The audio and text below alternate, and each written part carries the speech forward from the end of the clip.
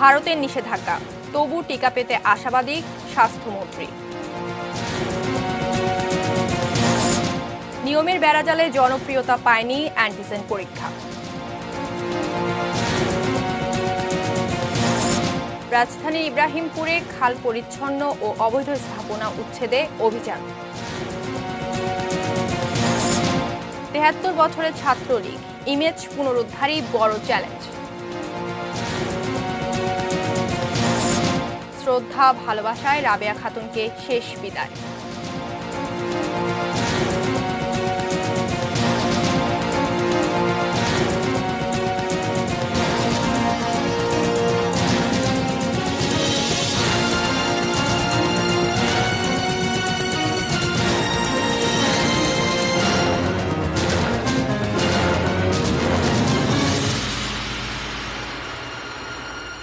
এটি নিউজ দেখছেন, 3টা নিউজ আওয়ারের সঙ্গে আছি আমি মেহসাবিন মুনিয়া। শিরোনামগুলো শুনছিলেন।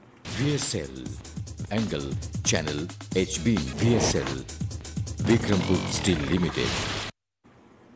এবারে বিস্তারিত। আন্তর্জাতিক চুক্তি পালনে কিছু বাধ্যবাধকতা থাকলেও বাংলাদেশের সঙ্গে যেহেতু চুক্তি রয়েছে, তাই ভারত থেকে করোনার টিকা পাওয়ায় সমস্যা হবে না বলে আশা করছেন স্বাস্থ্যমন্ত্রী জাহিদ মালেক। সেরামের ভ্যাকসিন কিনতে অর্থ অনুমোদনের কাজ এর মধ্যে শেষ হয়েছে জানিয়ে তিনি বলেন, ভ্যাকসিনের জন্য সেরাম ছাড়াও বিভিন্ন প্রতিষ্ঠানের সঙ্গে আলোচনা চলছে। দুপুরে সচিবালয়ে সংবাদ সম্মেলন করে এসব কথা জানান স্বাস্থ্যমন্ত্রী। চুক্তিও তো একটা আন্তর্জাতিক চুক্তি, সেই চুক্তিকে অনার করা একটা বাধ্যবাধকতা রয়েছে, তা আমরা সেটার উপরও আস্থা রাখি। প্লাস এটাও হয়েছে যে আমরা সকাল থেকেই আমাদের পক্ষে যতটুকু সম্ভব হয়েছে আমরা আলোচনা করেছি। সেই আলোচনা অনুযায়ী আমরা এখনো আশ্বস্ত থাকতে পারি যে আমরা হয়তো আমাদের চুক্তি অনুযায়ী আমরা ভ্যাকসিন পাবো। ভ্যাকসিন প্রাপ্তি নিয়ে জটিলতা দূর করতে ভারতের সঙ্গে যোগাযোগ করছে সরকার। পররাষ্ট্রমন্ত্রী ডক্টর একে আব্দুল মোমেনও আশা করছেন দ্রুততম সময়ে করোনা ভ্যাকসিন পাবে বাংলাদেশ। জানালাম নিউ দিল্লিতে, এবং আমাদের নিউ দিল্লিতে ভারতীয় পররাষ্ট্র মন্ত্রণালয়ের সাথে কন্ট্যাক্ট করে, তো তারা বলল তারা এটা জানে না। এর আগে অক্সফোর্ড অ্যাস্ট্রাজেনেকার করোনা টিকা রপ্তানিতে কয়েক মাসের জন্য নিষেধাজ্ঞা আরোপ করে ভারত। নিজেদের চাহিদা মেটাতেই এই সিদ্ধান্ত বলে জানান সেরাম ইনস্টিটিউটের প্রধান নির্বাহী কর্মকর্তা আদর পুনেওয়ালা। ব্রিটেনে অক্সফোর্ডের টিকা অনুমোদনের পর দেরি করেনি ভারত। নাগরিকদের সুরক্ষা দিতে সেরাম ইনস্টিটিউটের তৈরি অক্সফোর্ডের টিকা কোভিশিল্ড ব্যবহারের অনুমতি দেয় মোদী সরকার। সেরামের কাছে 1 বিলিয়ন ডোজ টিকার ক্রয়াদেশ দিয়ে রেখেছে ভারত সরকার। প্রথম পর্যায়ে 30 কোটি মানুষকে টিকা দিতে চায় তারা। এরই অংশ হিসেবে টিকা উৎপাদন করছে সেরাম ইনস্টিটিউট, যার প্রতি ডোজ 200 রুপিতে কিনছে ভারত সরকার। আর স্থানীয় বাজারে এই টিকার দাম পড়বে 1000 রুপি। টিকা রপ্তানিতে ভারতের নিষেধাজ্ঞা জারির বিষয়টি রোববার হঠাৎ জানা যায়। বার্তা সংস্থা এপিকে এই তথ্য নিশ্চিত করেন সেরাম ইনস্টিটিউটের প্রধান নির্বাহী কর্মকর্তা আদর পুনেওয়ালা। তিনি জানান, ভারতীয়রা যাতে যথাযথভাবে টিকা পায় সে কারণে কয়েক মাসের জন্য এই টিকা রপ্তানির অনুমতি দেওয়া হচ্ছে না। এছাড়া স্থানীয় বাজারে টিকা বিক্রয় ও গোপনে মজুত করার উপর নিষেধাজ্ঞা আরোপ করা হয়েছে। এই মুহূর্তে ভারত সরকার ছাড়া আর কারো কাছে টিকা দিতে পারবে না সেরাম ইনস্টিটিউট। এই নিষেধাজ্ঞার ফলে সেরামের সঙ্গে চুক্তির পরও আপাতত অক্সফোর্ডের টিকা পাচ্ছে না প্রতিবেশী বাংলাদেশ, সৌদি আরব ও মরক্কো। আদর পুনেওয়ালা আরও জানান, নভোভ্যাক্সের সঙ্গেও তাদের চুক্তি এখন হুমকির মুখে। মার্চের মধ্যে 30 থেকে 40 কোটি ডোজ টিকা দেওয়ার কথা ছিল। ভারতের চাহিদা থাকায় এখন সেটাও হচ্ছে না। এছাড়া টিকার সম অধিকার নিশ্চিতে বিশ্ব ভ্যাকসিন জোট গ্যাভির কার্যক্রমে এপ্রিলের আগে অংশ নিতে পারছে না সেরাম ইনস্টিটিউট। 135 কোটি মানুষের দেশ ভারতে নিজেদের তৈরি করোনার টিকা কোভ্যাক্সিনের 3য় পর্যায়ের ট্রায়াল চলছে। ফলে এই মুহূর্তে ভারতে অক্সফোর্ডের টিকার চাহিদা সবচেয়ে বেশি। Shaon Mahfuz, desk report, ATN news. কম সময়ে আর সাশ্রয়ী হলেও দেশে জনপ্রিয়তা পায়নি করোনা শনাক্তের পরীক্ষা, অ্যান্টিজেন পরীক্ষা। বিশেষজ্ঞরা বলছেন, অ্যান্টিজেন পরীক্ষা নিয়ে জনসাধারণ সঠিক তথ্য পায়নি, তাই কিছুটা বিভ্রান্তি রয়ে গেছে। সব হাসপাতালে যে কোনো রোগীর জন্য অ্যান্টিজেন পরীক্ষা করার পরামর্শ তাদের। আরও জানাচ্ছেন নাজিয়া আফরিন। ইউরোপ, আমেরিকা সহ বিশ্বে করোনা রোগীর সংখ্যা বাড়লেও নভেম্বর ডিসেম্বরে দেশে রোগী শনাক্ত তুলনামূলক কম। বিশেষ করে শনিবার গত ৮ মাসে সর্বনিম্ন শনাক্ত হয়েছে। গত এক সপ্তাহে নমুনা পরীক্ষা প্রায় ৬০% কমেছে, ফলে শনাক্ত রোগীও কমেছে ১৭%। অথচ মার্চে প্রথম রোগী শনাক্তের পর থেকে দেশের টেস্টের সক্ষমতা বেড়েছে ৩ গুণেরও বেশি। সর্বমোট ১৮০টি ল্যাবে করোনা শনাক্তের পরীক্ষা হয়। যেসব জায়গায় RT-PCR ল্যাব নেই, সেখানে কম সময়ে পরীক্ষার জন্য দেয়া হয়েছে অ্যান্টিজেন টেস্ট। তবে ৫ ডিসেম্বর থেকে ৩০ ডিসেম্বর পর্যন্ত হিসেবে দেখা যায় ১৭০৪টি নমুনা পরীক্ষা হয়েছে। এখন পরীক্ষার পরিমাণ আরও কমেছে। জনগণের মধ্যে অ্যান্টিজেন টেস্টের প্রতি আগ্রহ অনেক কম। অ্যান্টিজেনের টেস্টের সেন্সিটিভিটি এবং স্পেসিফিসিটির ক্ষেত্রে আমরা ডিজি ড্রাগসের কমিটিতেও আমরা সেভাবে ছাড় দিয়েছি যে যদি সেন্সিটিভিটি কমও থাকে, কিছুটা ৮০% থাকে, তাহলেও সারা দুনিয়াতে এভাবেই করা হয়েছে, FDA-কে ফলো করে করা হয়েছে। যেখানে RT-PCR রয়েছে সেখানে স্ক্রিনিংয়ের জন্য ব্যাপক জনগোষ্ঠীর সহজলভ্য করার জন্য এবং এমনকি আরও প্রান্তিক লেভেলে সেটির জন্য অ্যান্টিজেন টেস্টকে আরও সুলভ করে দিতে হবে। সময় ও ব্যয় সাশ্রয়ী হওয়ায় অ্যান্টিজেন পরীক্ষার জন্য বিশেষজ্ঞদের পরামর্শ মেনে উদ্যোগ নেয় সরকার। কিন্তু লক্ষণ উপসর্গ ছাড়া পরীক্ষা নয় এমন নিয়ম বেঁধে দেওয়ায় পরীক্ষা কমছে বলে মনে করছেন বিশেষজ্ঞরা। আসুন টেস্ট করান, এটা বলতে হবে, সবাইকে টেস্ট করাইতে হবে। আবার এইদিকে যারা টেস্ট করে তারা কিন্তু অনেকখানেই কোনো সিমটমস না থাকলে টেস্ট করে না, ফেরত দিয়ে দেয়। তো ওইটাও যেন ফেরত না দেয়। শীতকালে ভাইরাল ফ্লু বেশি হওয়ায় করোনা শনাক্তের পরীক্ষায় আগ্রহ হারিয়ে ফেলা আরও একটি বড় কারণ। তবে বিশেষজ্ঞরা বলছেন, দেশে করোনা পরিস্থিতি সঠিক চিত্র পেতে টেস্টের প্রতি সাধারণ মানুষ ও হাসপাতালগুলোকেও জোর দিতে হবে বেশি। তা না হলে যে কোনো সময় পরিস্থিতি নিয়ন্ত্রণের বাইরে চলে যাবার আশঙ্কা। আমাদের ইনডোরে যে রোগী আছে অন্তত একটা স্ক্রিনিং মেকানিজম যদি থাকতো, যে ইনডোরে ভর্তির সময় যেমন প্রাইভেট হসপিটাল এটা করছে, কোভিড টেস্ট না করে কিন্তু রোগী ইনপেশেন্ট ওয়ার্ডে ভর্তি করায় না। তো সেই ক্ষেত্রে আমাদের গভর্নমেন্ট হসপিটালগুলো বা প্রাইভেট হসপিটালগুলো অ্যান্টিজেন টেস্টের মাধ্যমে কিন্তু ইনডোরের এই কাজটা করতে পারতো। ইভেনকি হসপিটাল বাউন্ডারির ভিতরে যে থাকছে, অ্যাটেন্ডেন্ট হোক, রোগী হোক, তাকে কিন্তু অ্যান্টিজেন টেস্ট করিয়ে তারপর তাকে সেখানে অ্যালাউ করতে পারত। সেই জিনিসটা করলে অ্যান্টিজেন টেস্টের যে ব্যবহারটা সেটা কিন্তু বহুবিধ হতো এবং উপকারী হতো। Nazia Afrin, ATN news, Dhaka. দেশে 40টি স্থানে চলছে র্যাপিড অ্যান্টিজেন পরীক্ষা। তবে ওইসব স্থানেও শর্তগুলোর কারণে অ্যান্টিজেন টেস্টে আগ্রহ হারাচ্ছে মানুষ। প্রতিনিধিদের পাঠানো তথ্য ছবিতে ডেস্ক রিপোর্ট। RT-PCR পদ্ধতিতে করোনা টেস্টের সুযোগ নেই, কিন্তু সংক্রমণের হার বেশি এমন 10টি জেলাতেই গত 5 ডিসেম্বর থেকে চালু করা হয় অ্যান্টিজেন টেস্ট। এরপর আরও কয়েকটি জেলায় চালু হয়েছে এই পদ্ধতি। RT-PCR টেস্টে ফলাফল পেতে যেখানে অন্তত 3 থেকে 4 দিন লাগে, অ্যান্টিজেন রেজাল্ট পাওয়া যায় 40 মিনিটের মধ্যে। সিলেটে অ্যান্টিজেন টেস্টে আগ্রহী রোগীর সংখ্যা কিছুটা কম। 3 থেকে 7 দিন জ্বরের সাথে কিছু লক্ষণ দেখা দিলেই টেস্টের অনুমতি। তাই প্রাথমিকভাবে লক্ষণ দেখা দিলেও রোগীরা আসছেন না। গড়ে টেস্ট করাচ্ছেন 5 থেকে 7 জন। তবে যারা টেস্টের ফল দ্রুত পাচ্ছেন, সন্তুষ্ট তারা। তাড়াতাড়ি পাওয়া যাচ্ছে জিনিসগুলা, আর সবাই শিওরও হয়ে যাচ্ছে। 2 দিন পরে তারা রিপোর্ট দিয়ে দিবে, এটা ভালো, আগের চেয়ে অনেক ভালো। ব্রাহ্মণবাড়িয়ায় অ্যান্টিজেন পরীক্ষায় আগ্রহ হারাচ্ছে মানুষ।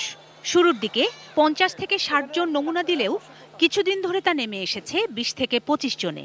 তার কমপ্লেইন শুনে তারপর যাচাই করেন তাকে কি অ্যান্টিজেন টেস্ট করবেন নাকি RT-PCR এ যাবে। সেক্ষেত্রে এই ক্রাইটেরিয়ার মধ্যে পড়লেই কিন্তু আমরা তাকে অ্যান্টিজেন টেস্টের জন্য সিলেক্ট করি। সেজন্য হয়তো এটার সংখ্যা একটু কম আসছে। পটুয়াখালী 250 শয্যা বিশিষ্ট হাসপাতালের করোনা ইউনিটে প্রতিদিনই বাড়ছে রোগীর সংখ্যা। তবে এই পদ্ধতি দীর্ঘদিন চালানোর ক্ষেত্রে কিছু চাহিদার কথা জানালো হাসপাতাল কর্তৃপক্ষ। স্যাম্পল তারা হ্যান্ডলিং করবে, তাদের একটা ঝুঁকি আছে। দ্বিতীয়ত, আমাদের এখানে কোনো পোস্টেড প্যাথোলজিস্ট নেই, আমাদের কোনো অল্টারনেট ম্যান পাওয়ার নেই। আল্লাহ না করে একটা স্টাফ অসুস্থ হয়ে গেল, তার বদলে কি কাজ করে, এই ধরনের কোনো অল্টারনেট ম্যান পাওয়ার আমরা এখন পর্যন্ত ডেভেলপ করতে পারিনি।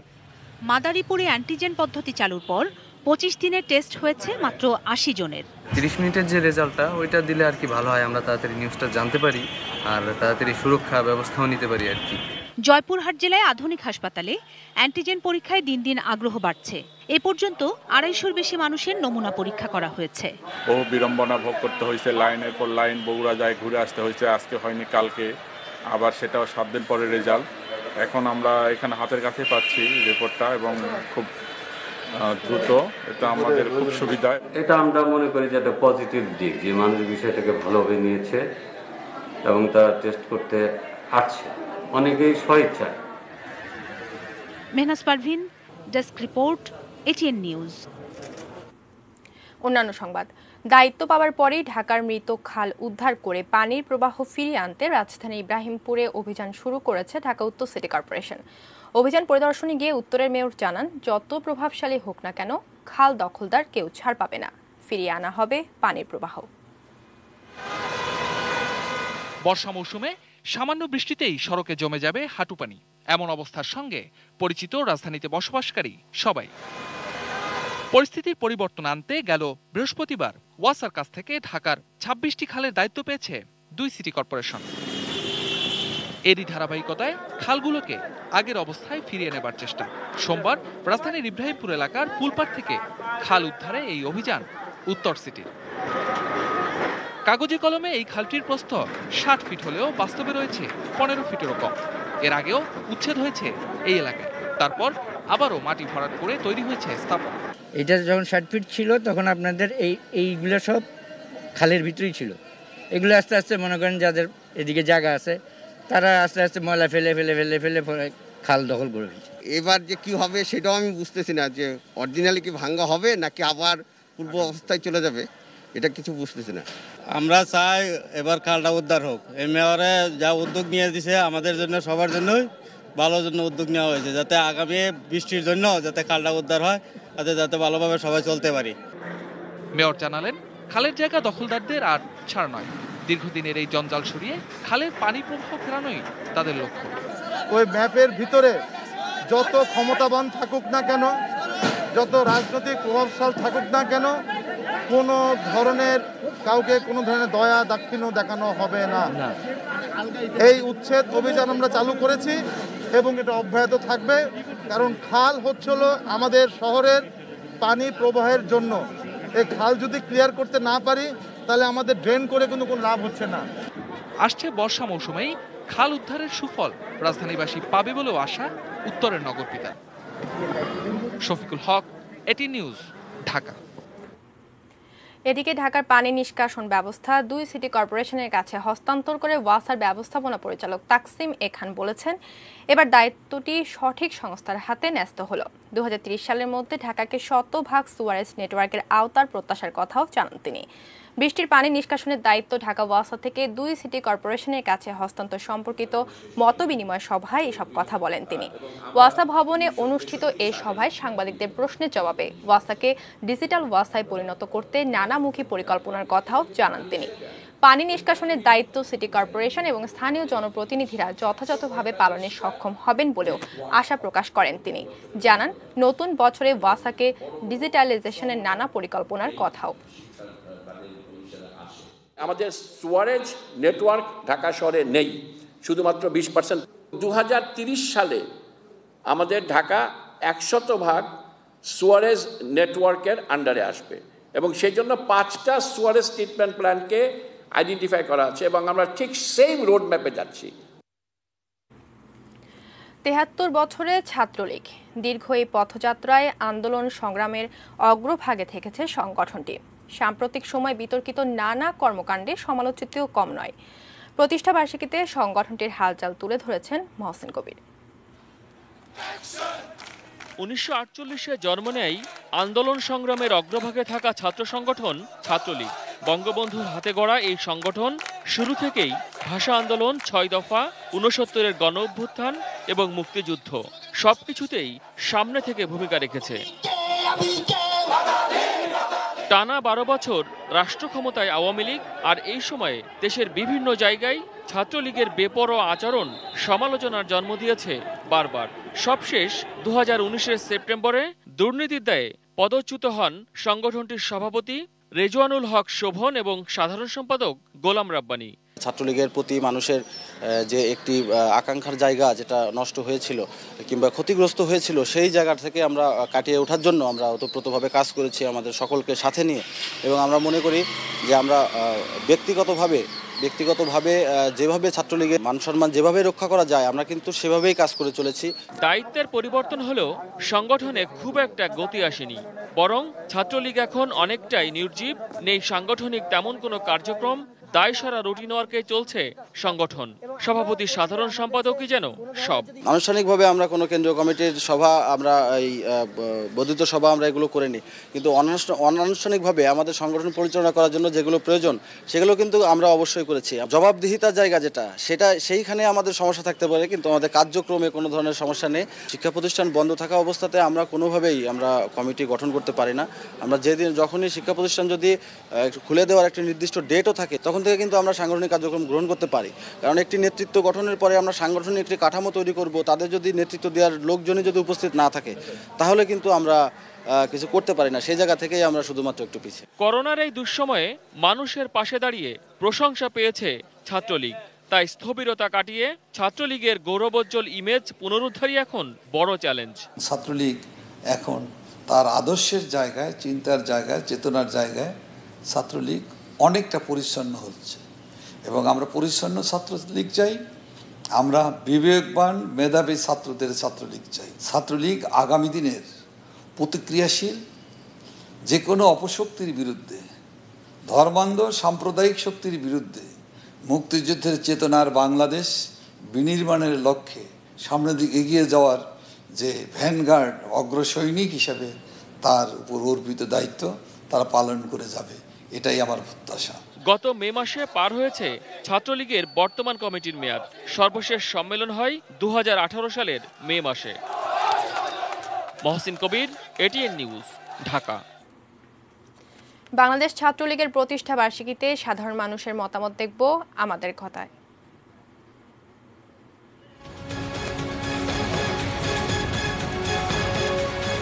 এশিয়ার সর্ববৃহৎ সংগঠন বাংলাদেশ ছাত্রলীগ, ছাত্র সংগঠন, সেক্ষেত্রে অনেক গুরুত্বপূর্ণ অবদান রেখেছে। তবে একটা বিষয় বলতে চাই যে বাংলাদেশ ছাত্রলীগের সব অবদান আমরা অস্বীকার করতে পারবো না, কিন্তু হয়তো ছোটোখাটো কিছু ঘটনার কারণে বাংলাদেশ ছাত্রলীগের অবদানকে অনেকে অস্বীকার করতে চান, কিন্তু আমি বলবো যে না, বাংলাদেশ ছাত্রলীগের অবদান সবসময় ছিল এবং বর্তমানে আছে এবং ভবিষ্যতে থাকবে। তাদের অনেকের মধ্যে একটা উদ্দেশ্য থাকে যে আমি এই সংগঠনে গিয়ে দেশকে দেব, এটার চেয়ে তাদের নিজে কি পাবো সেই উদ্দেশ্য নিয়েই তারা বেশিরভাগ কর্মী ছাত্রলীগে যোগদান করে এবং কাজ করে যায়। ইদানিং হয়তো তাদের কিছু কাজ ভালো হচ্ছে এবং আমি মনে করব সেই ভালো কাজের দিকে তাদের ফোকাস দেওয়া উচিত।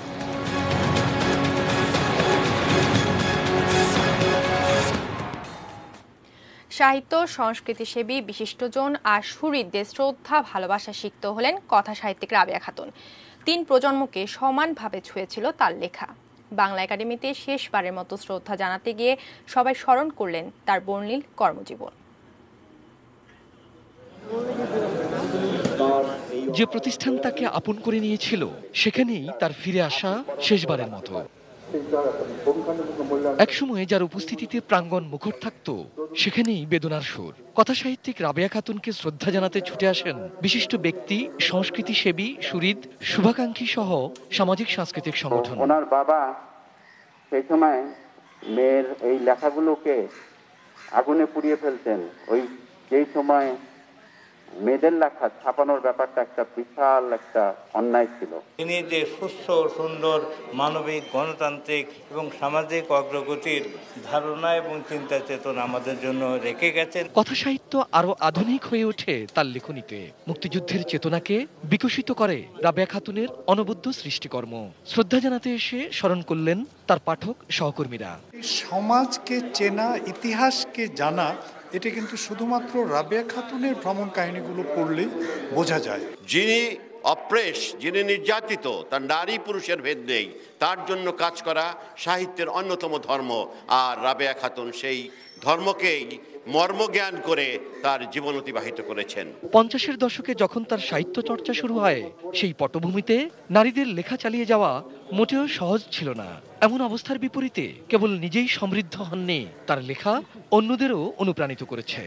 নতুন প্রজন্মের কাছে যেমন নিজের অবস্থানটি তুলে ধরেছেন, পাশাপাশি নতুন প্রজন্মকে জাগিয়ে দেওয়ার জন্য ভাষা দিয়েছেন। ওনার লেখাগুলো আমাদের মাঝে আছে, এগুলো আমাদের মাঝে থাকবে এবং আমরা প্রজন্ম থেকে প্রজন্মে ওনার লেখাগুলো এভাবেই বেঁচে থাকবে। কোথায় নেই তার পদচারণা। রাবেয়া খাতুনের উপন্যাসে নির্মিত হয় নাটক, সিনেমা, পত্রিকাও সম্পাদনা করেন তিনি।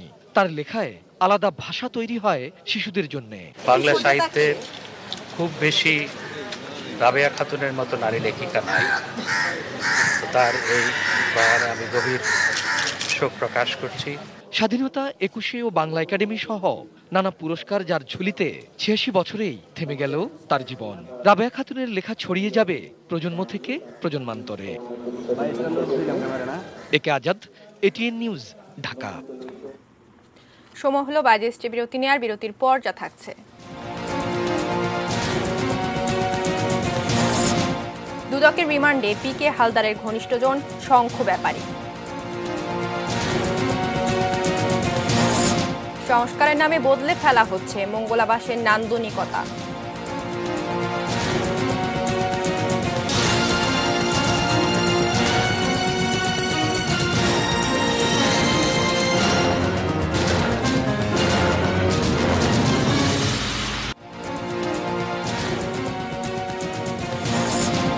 ভারতের নিষেধাজ্ঞা, তবু টিকা পেতে আশাবাদী স্বাস্থ্যমন্ত্রী। নিয়মের বেড়াজালে জনপ্রিয়তা পায়নি অ্যান্টিজেন পরীক্ষা। রাজধানী ইব্রাহিমপুরে খাল পরিচ্ছন্ন ও অবৈধ স্থাপনা উচ্ছেদে অভিযান। ৭৩ বছরের ছাত্রলীগ, ইমেজ পুনরুদ্ধারই বড় চ্যালেঞ্জ। শ্রদ্ধা ভালোবাসায় রাবেয়া খাতুনকে শেষ বিদায়।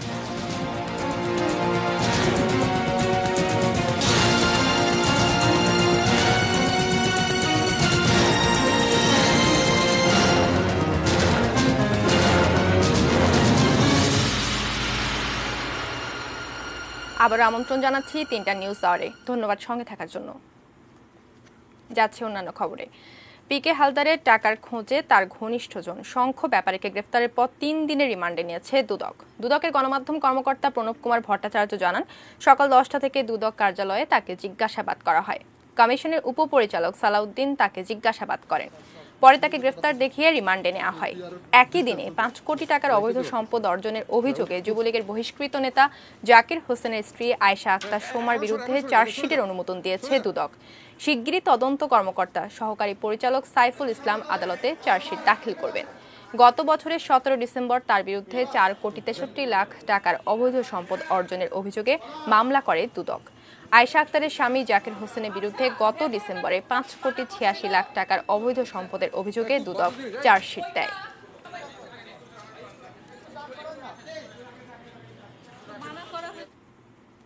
মঙ্গলাবাস, ব্রিটিশ আমলে দৃষ্টিনন্দন এই স্থাপত্যে এখন অমঙ্গলের ছায়া। সংস্কারের নামে বদলে ফেলার চেষ্টা হচ্ছে এই জমিদার বাড়ির কাঠামো। মনিরুজ্জামান মনিরের ক্যামেরায় জানাচ্ছেন সাদিয়া আফরোজ।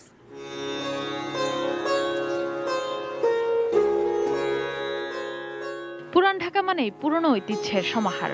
এখানকার গলিতে গলিতে ইতিহাস, মোড়ে মোড়ে ঐতিহ্যময় স্থাপনা। তেমনি এক নান্দনিক কারুকার্য খচিত প্রাসাদ মঙ্গলাবাস। সূত্রাপুরের মোহিনী মোহন দাস লেনে এই প্রাসাদের মালিক ছিলেন জমিদার যতীন্দ্র কুমার সাহা।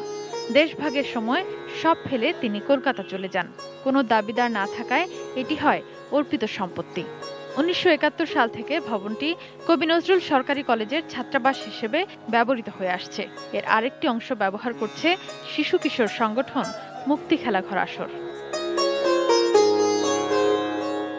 ইউরোপীয় নিও ক্লাসিক স্টাইলে নির্মিত চুনসুরকির শতবর্ষী এই স্থাপনার প্রায় অক্ষত রূপ এখনো বিস্মিত করে। মঙ্গলাবাসের 35টি ঘরে 101 শিক্ষার্থীর বসবাস। রয়েছে 3টি সুদৃশ্য উঠান। এর ছাদে ও উঠানে চলচ্চিত্র, নাটক ও বিজ্ঞাপন চিত্রের দৃশ্য ধারণ হয়েছে অনেকবার। এই বাড়িতেই প্রথম আমি আপনার সাথে দেখা করছিলাম। গুড। সম্প্রতি কবি নজরুল ইসলাম কলেজ কর্তৃপক্ষের বিরুদ্ধে সংস্কারের নামে ভবনের মূল অবয়ব নষ্টের অভিযোগ ওঠে। ঢাকার ঐতিহ্য নিয়ে সক্রিয় আরবান স্টাডি গ্রুপ বলছে, মঙ্গলাবাসের সংস্কারে বিশেষজ্ঞ পরামর্শ না নিয়ে ঢালাওভাবে সিমেন্টের প্লাস্টার করা হচ্ছে, যা ঢেকে দিচ্ছে ভবনের মূল নকশার নান্দনিকতা। ওইখানে যে ময়েশ্চারটা ভিতরে ঢুকছে, যে মানে জলকণাটা ঢুকছে, সেটা কিন্তু শুকাচ্ছে না, ওটা ভেতরেই থেকে যাবে এবং ওটার ফলে যেটা হবে এই ব্রিকের ভিতরে যে আমাদের যে চুনসুরকির কাজটা আছে, লাইম মর্টার যেটা, এই লাইম মর্টারটা গলে যায় তখন। যেখানে যে পুরনো মেটেরিয়ালটা আছে, 100 বছরের পুরনো মেটেরিয়ালটা, এটা কিন্তু রাখতে হবে। ঐতিহ্যপ্রেমী সচেতন মানুষের প্রতিবাদে কর্ণপাত করছে না কলেজ কর্তৃপক্ষ। কাজ বন্ধ রাখার প্রতিশ্রুতি দিয়েও তারা তা রক্ষা করেনি। এসব বিষয়ে কথা বলার জন্য যোগাযোগের চেষ্টা করেও পাওয়া যায়নি অধ্যক্ষ সেলিমুল্লাহ খন্দকারকে। 400 বছরের পুরনো ঢাকায় শুধু এই ভবনটি নয়, এরকম অসংখ্য ঐতিহাসিক স্থাপনা রয়েছে যেগুলোর সংরক্ষণ করা দরকার। সেটি করা গেলে শুধু দেশীয় নয়, আন্তর্জাতিক পর্যটকদেরও আকর্ষণ করা সম্ভব। আর সেজন্য সবার আগে প্রয়োজন একটি সুনির্দিষ্ট নীতিমালা। সাদিয়া ফ্রোস, এটিএন নিউজ, ঢাকা।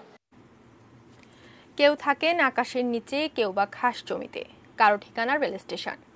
উত্তরের জেলা নীলফামারীর এরকম গৃহহীন মানুষের জন্য তৈরি করা হচ্ছে দৃষ্টিনন্দন ঘর। প্রধানমন্ত্রীর উপহার হিসেবে ঘর পেতে যাচ্ছে জমি নেই, ঘর নেই এমন 637টি পরিবার।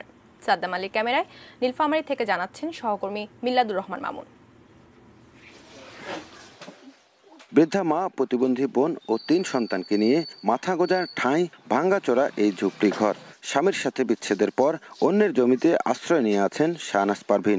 বাড়িতে বাড়িতে ঝিয়ের কাজ করা শাহনাজ প্রধানমন্ত্রীর উপহারের ঘর পাওয়ার সংবাদে আপ্লুত। আমাকে যে মাননীয় প্রধানমন্ত্রী মনে করে যে ভাঙা ঘর থেকে পাকার ঘর নিয়ে যাচ্ছে, এটাই আমার বড় স্বপ্ন, ওনার জন্য আমার বড় দোয়া। প্রথম ধাপে শাহনাজের মতো জেলার 637 জন ভূমিহীন ও গৃহহীন মানুষ পাচ্ছেন স্বপ্নের ঠিকানা। নিজের একটি ঠিকানা পাওয়ার উচ্ছ্বাস সবার মাঝে। কৃতজ্ঞতা জানানোর পাশাপাশি তারা দীর্ঘায়ু কামনা করেছেন সরকার প্রধান শেখ হাসিনার। আমি একটা সরকারি ঘর পাচ্ছি, এই ঘরে আমার একটা থাকবো। আমি খুব ধন্যবাদ জানাই সরকার যেন আমাদের দীর্ঘজীবী হয়। মুজিব বর্ষে কেউ গৃহহীন থাকবে না, প্রধানমন্ত্রীর এই ঘোষণা বাস্তবায়নে অন্যান্য জেলার মতো নীলফামারীতেও গড়ে তোলা হচ্ছে এসব ঘর। প্রতিটি ঘরে 2টি শয়নকক্ষ ছাড়াও থাকছে বারান্দা, রান্নাঘর ও বাথরুম। প্রতিটি ঘর তৈরিতে বরাদ্দ 1,71,000 টাকা। আমরা যে উপহারটা পৌঁছে দিব সেটা যেন মানুষ সাদরে নেয়, মানুষের যেন সেখানে কোনো সন্দেহ না থাকে যে আমরা কি নিচ্ছি। সরকারের সর্বোচ্চ পর্যায় থেকে সর্বনিম্ন পর্যায় পর্যন্ত সমস্ত কর্মচারীরা এই বিষয়টার সঙ্গে জড়িত। শুধুমাত্র যে আকাঙ্ক্ষার জন্য মাননীয় প্রধানমন্ত্রীর এই প্রকল্প, সেই আকাঙ্ক্ষাটা বাস্তবায়নের উদ্দেশ্যে দ্রুতই ঘরগুলো হস্তান্তর করার লক্ষ্য নিয়ে কাজ চলছে জোরে সোরে। এসব আশ্রয়ণ শিবিরে মসজিদ ও কবরস্থানের পাশাপাশি কমিউনিটি সেন্টার নির্মাণ সহ বাড়তি কিছু সুবিধা যোগ করার পরিকল্পনা রয়েছে জেলা প্রশাসনের। এখানে আমরা কমিউনিটি সেন্টারের জন্য একটা জায়গা রাখছি, ভবিষ্যতে যাতে ওইখানে ট্রেন আপ করে এই আমাদের পরিবারগুলোকে যাতে ইনকাম জেনারেটিং অ্যাক্টিভিটিস বাড়ানো যায়, সেই বিষয়টা আমরা মাথায় রাখছি। বঙ্গবন্ধু সবকিছু ধারণা দিয়ে গেছেন মাননীয় প্রধানমন্ত্রী, বঙ্গবন্ধুর সুযোগ্য কন্যা, তার নেতৃত্বে এখন যে সরকার, আমরা সেইটাই বাস্তবায়ন করতে যাচ্ছি। মিল্লাদুর রহমান মামুন, এটি নিউজ, নীলফামারী। সোশ্যাল ইসলামী ব্যাংক লিমিটেড বাণিজ্য সংবাদ।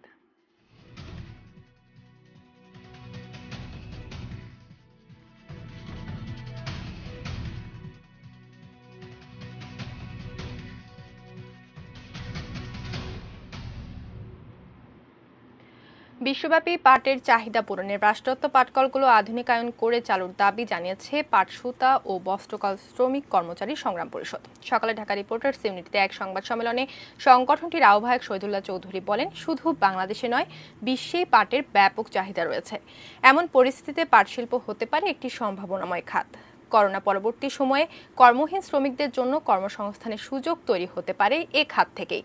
রাষ্ট্রায়ত্ত পাটকলগুলো বন্ধ থাকায় এর কোনোটি পূরণ করা সম্ভব হচ্ছে না। 2018 সালে অধিগ্রহণকৃত 6টি পাটকল ও 7টি বস্ত্রকল আধুনিকায়ন এবং চালুর দাবি জানান বক্তারা। এ সময় পাট ও সুতা কলের শ্রমিকদের পাওনা পরিশোধের দাবিও উঠে আসে সংবাদ সম্মেলনে।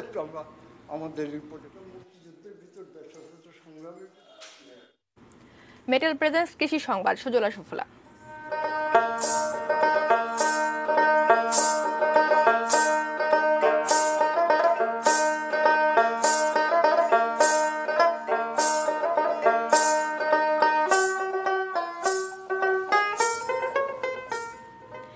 তামাক চাষ থেকে মুখ ফিরিয়ে নিয়ে এবার বোরো ধান চাষে ঝুঁকেছে কুষ্টিয়ার কৃষকরা। যেসব মাঠ জুড়ে ক্ষতিকর তামাকে ভরে উঠত, এখন সেই সব মাঠে কৃষকরা ব্যস্ত সময় পার করছেন বোরো ধান রোপণে। কুষ্টিয়ায় চলতি মৌসুমে ৩৪,০০০ হেক্টর জমিতে বোরো ধান চাষের লক্ষ্যমাত্রা ধরা হয়েছে। এর মধ্যে তামাক অধ্যুষিত মিরপুর উপজেলায় চাষ হচ্ছে ৯,৫০০ হেক্টর জমিতে। আবহাওয়া অনুকূলে থাকলেও এবছরও ধানের ফলনও ভালো হবে এমন প্রত্যাশা কৃষকদের।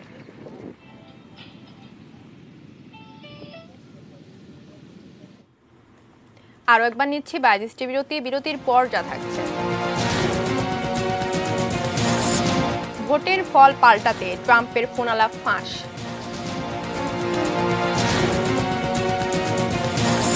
ওয়েস্ট ইন্ডিজ সিরিজের জন্য বাংলাদেশের দল ঘোষণা,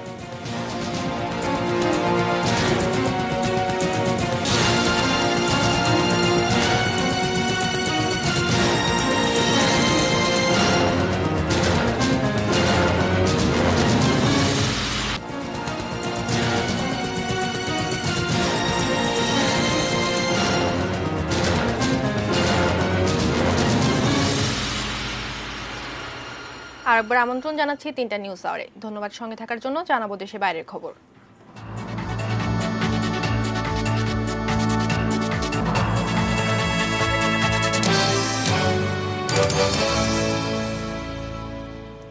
নির্বাচনের ফলাফল পাল্টাতে Georgia Republican secretary of state Brad রাফেনস্পার্জারকে ফোন করেছিলেন মার্কিন প্রেসিডেন্ট ট্রাম্প। ওয়াশিংটন পোস্টে প্রকাশ করেছে ফাঁস হয়ে যাওয়া সেই টেলিফোন আলাপের রেকর্ডিং। তাতে ট্রাম্পকে বলতে শোনা যায় যে কোনোভাবে তাকে জর্জিয়ায় ১১,৭৮০ ভোট পেতে হবে। ৩ নভেম্বরের প্রেসিডেন্ট নির্বাচনে ৩০৬টি ইলেকটোরাল ভোট পেয়ে প্রেসিডেন্ট নির্বাচিত হন বাইডেন, যার মধ্যে রয়েছে জর্জিয়া সহ অন্যান্য সুইং স্টেট। ট্রাম্প পান ২৩২ ভোট। এরই মধ্যে বাইডেনের জয়ের বিরুদ্ধে করা ৭টি চ্যালেঞ্জ প্রত্যাখ্যান করেছে আদালত। বুধবার নির্বাচনের ফলাফলকে আনুষ্ঠানিক অনুমোদন দেবে মার্কিন কংগ্রেস। ২০ জানুয়ারি অভিষিক্ত হবেন নতুন প্রেসিডেন্ট জো বাইডেন।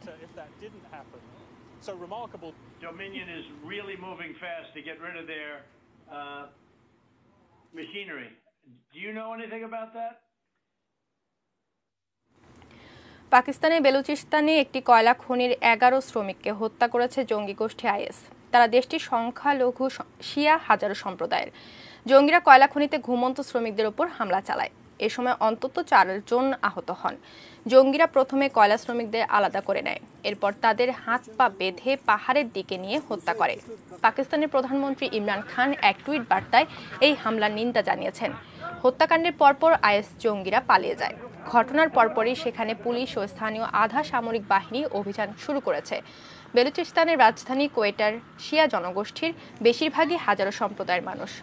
ওই অঞ্চলে প্রায় সুন্নি সম্প্রদায়ের সশস্ত্র গোষ্ঠীর হামলা হয়।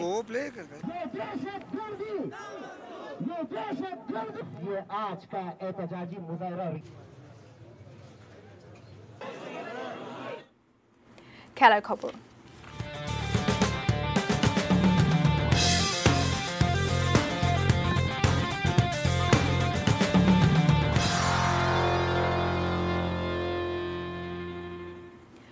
দেশের মাটিতে ওয়েস্ট ইন্ডিজ সিরিজের জন্য বাংলাদেশের ২৪ সদস্যের ওয়ানডে এবং ২০ সদস্যের টেস্ট স্কোয়াড ঘোষণা করেছে বিসিবি।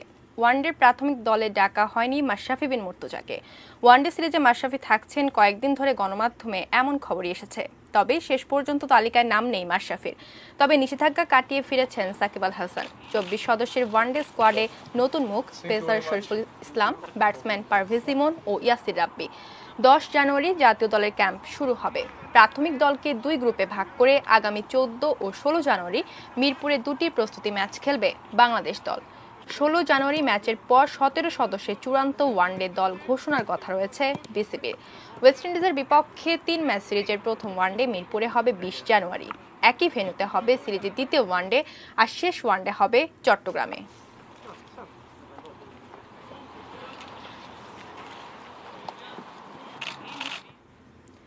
শেষ করব ৩টা নিউজ আওয়ার। তবে তার আগে এক নজরে সংবাদ শিরোনামগুলো জানিয়ে দেব আরও একবার।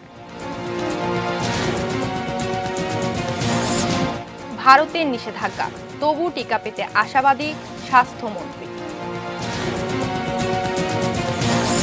নিয়মের বেড়াজালে জনপ্রিয়তা পায়নি অ্যান্টিজেন পরীক্ষা। রাজধানী ইব্রাহিমপুরে খাল পরিচ্ছন্ন ও অবৈধ স্থাপনা উচ্ছেদে অভিযান। ৭৩ বছরের ছাত্রলীগ ইমেজ পুনরুদ্ধারই বড় চ্যালেঞ্জ। শ্রদ্ধা ভালোবাসায় রাবেয়া খাতুনকে শেষ বিদায়। দুদকের রিমান্ডে পিকে হালদারের ঘনিষ্ঠজন শঙ্খ ব্যাপারী। সংস্কারের নামে বদলে ফেলা হচ্ছে মঙ্গলাবাসের নান্দনিকতা। ভোটের ফল পাল্টাতে ট্রাম্পের ফোনালাপ ফাঁস।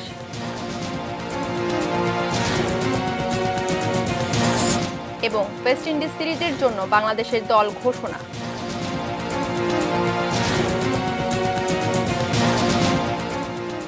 এই ছিল 3টা নিউজ আওয়ার। সঙ্গেই থাকুন, দেখতে থাকুন এটিএন নিউজ। এটিএন নিউজের ব্রেকিং নিউজ মোবাইলে পেতে টাইপ করুন START স্পেস AN এবং পাঠিয়ে দিন 5959 এই নম্বরে। ধন্যবাদ সবাইকে।